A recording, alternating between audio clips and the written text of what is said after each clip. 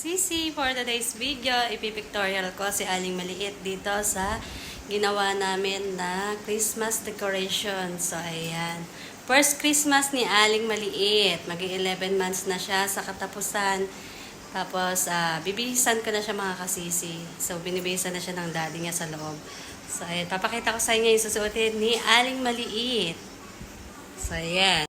So, ayan mga kasisi, ang suot ni Aling Maliit. Nakapan Santa Claus.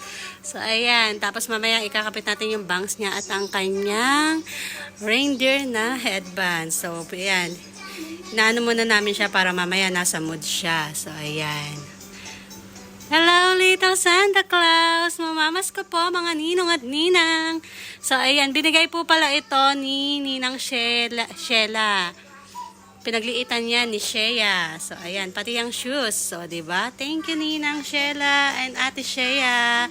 Merry Christmas. Ang ganda ng kanyang outfit for Christmas. So, first Christmas ni Aling Maliit. Mamamas ko po. Ayan ang kanyang headband. So, ayan. Ang ganda ng aking simpleng Christmas decor. So, ayan, hindi ko masyadong pinagkagastusan yan. Yung Christmas tree lang yung nabili ko dyan.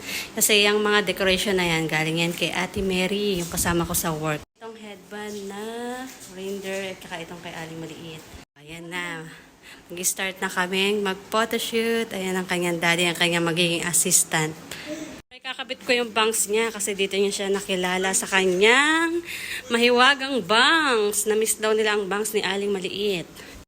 So, ayan na mga kasisi, si Aling Maliit. So, oo.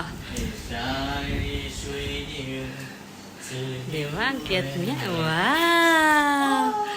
Merry Christmas, mga ninang at ninang. Merry Christmas to all.